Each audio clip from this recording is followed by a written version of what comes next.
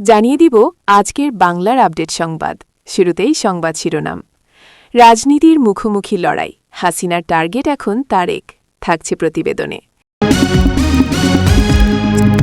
সবুজ সংকেত পেয়ে দেশে ফিরছেন শেখ হাসিনা, কাঁপছে রাজনীতি, থাকছে প্রতিবেদনে। বাংলাদেশে সরকারি কর্মীদের জন্য করা হচ্ছে নিয়ম, প্রথম ৪০ মিনিট অফিসে থাকা বাধ্যতামূলক করে দিলেন তারেক, থাকছে প্রতিবেদনে।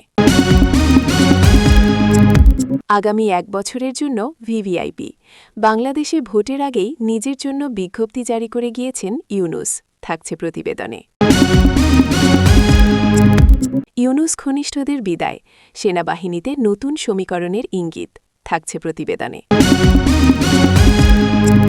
রাজনৈতিক দাবা খেলায় নতুন চাল, ২৬ মার্চে আ লীগের প্রত্যাবর্তন, থাকছে প্রতিবেদনে।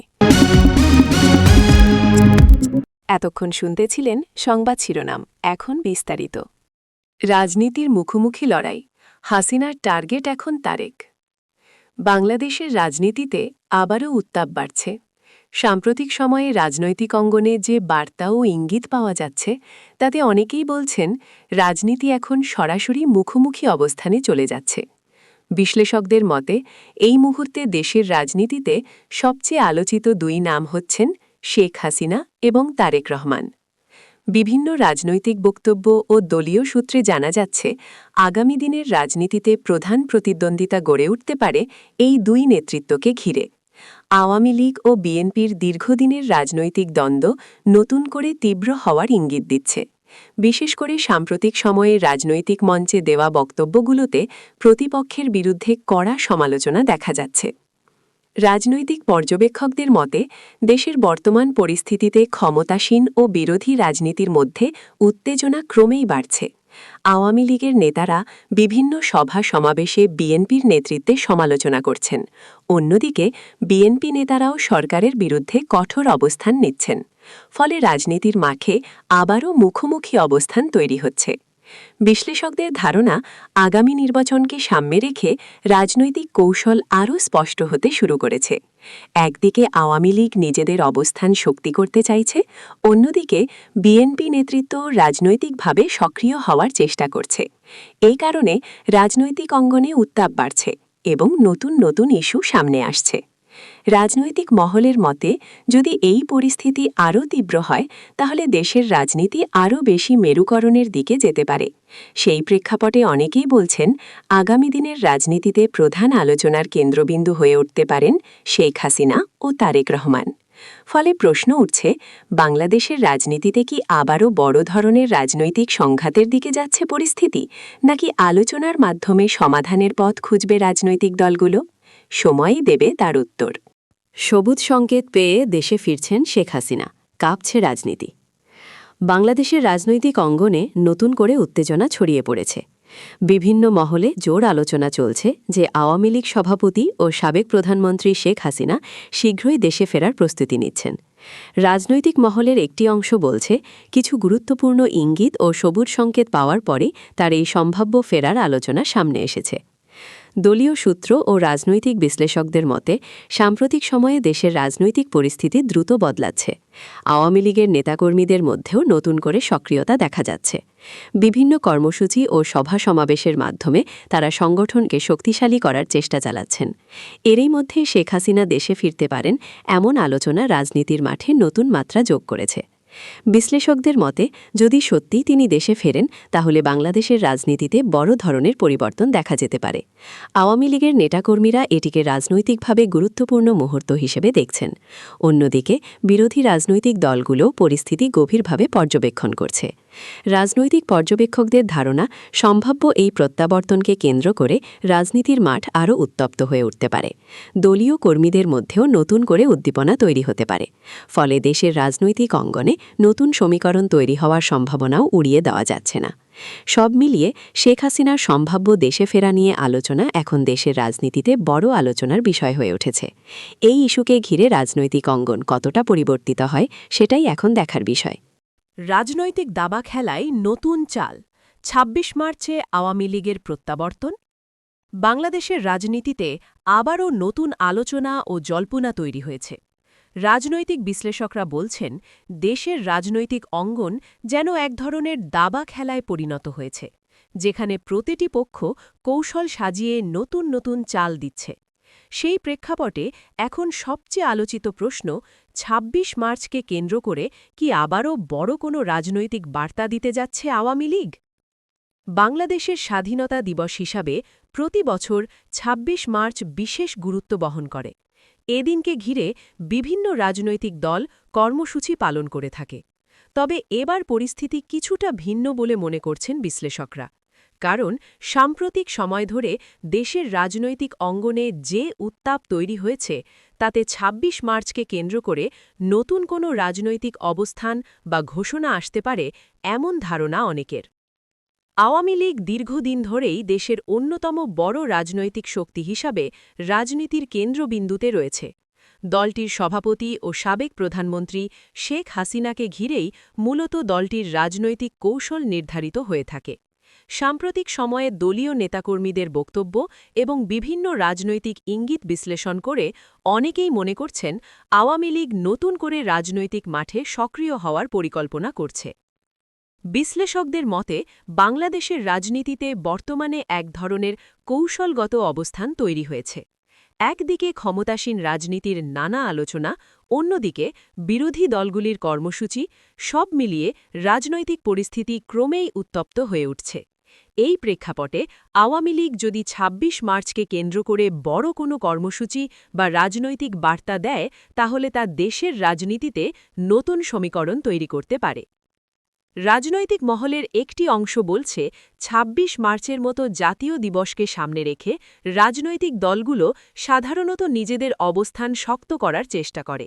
কারণ এই সময় জনগণের দৃষ্টি রাজনীতির দিকে বেশি থাকে। ফলে কোনো বড় ঘোষণা বা রাজনৈতিক কর্মসূচি খুব দ্রুত আলোচনার কেন্দ্রে চলে আসে। আওয়ামী লীগের বিভিন্ন পর্যায়ের নেতাদের বক্তব্যেও ইঙ্গিত পাওয়া যাচ্ছে যে দলটি সাংগঠনিকভাবে নিজেদের আরও শক্তিশালী করার দিকে মনোযোগ দিচ্ছে। তৃণমূল পর্যায়ে নেতাকর্মীদের সক্রিয় করার উদ্যোগ নেওয়া হচ্ছে।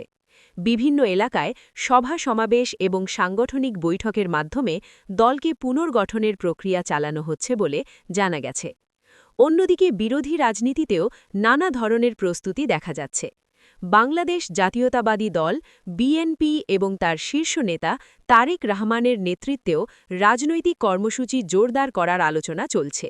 ফলে দেশের রাজনৈতিক অঙ্গনে প্রতিযোগিতামূলক পরিস্থিতি আরও স্পষ্ট হয়ে উঠছে।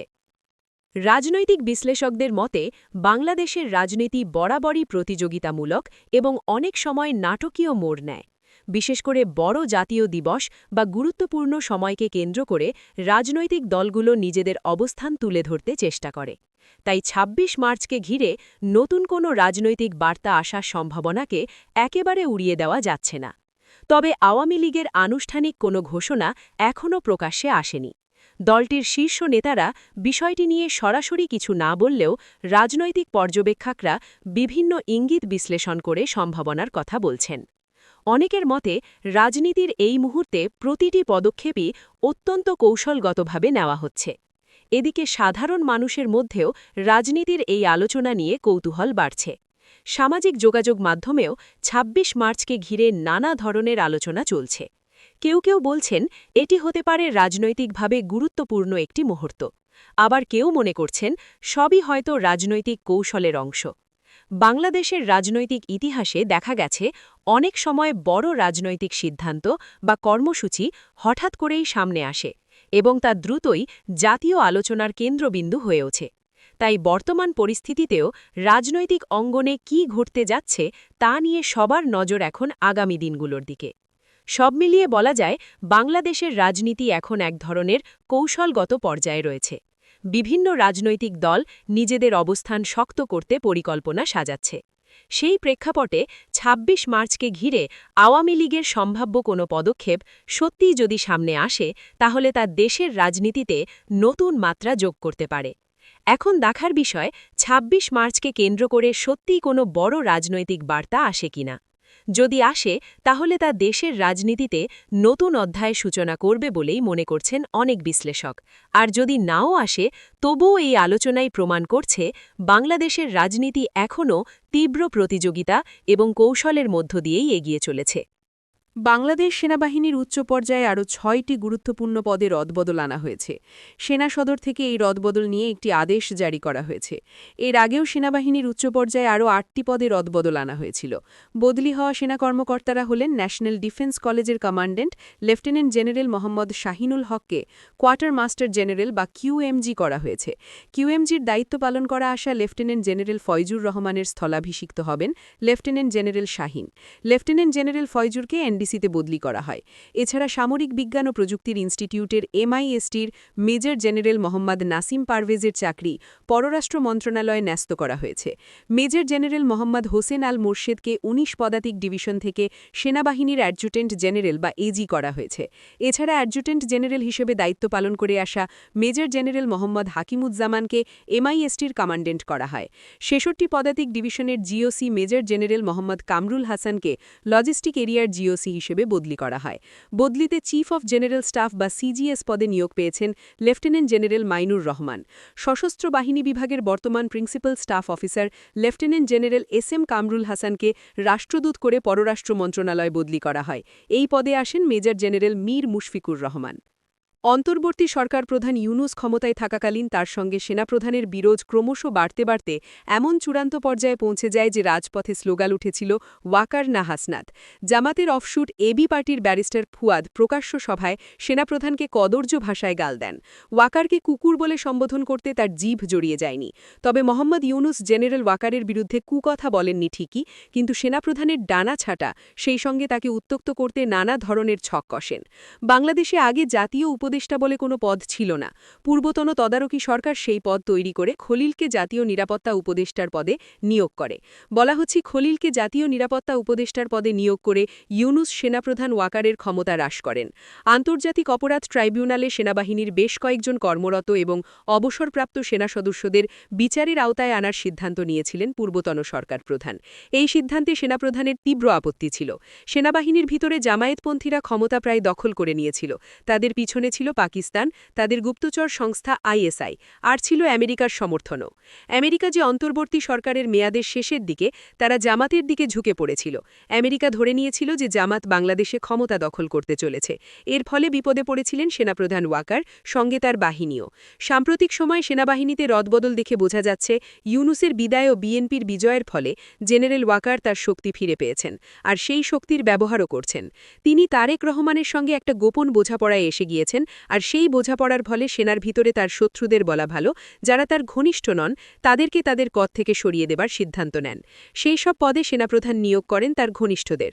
কয়েকজনকে বদলি করে দিয়েছেন।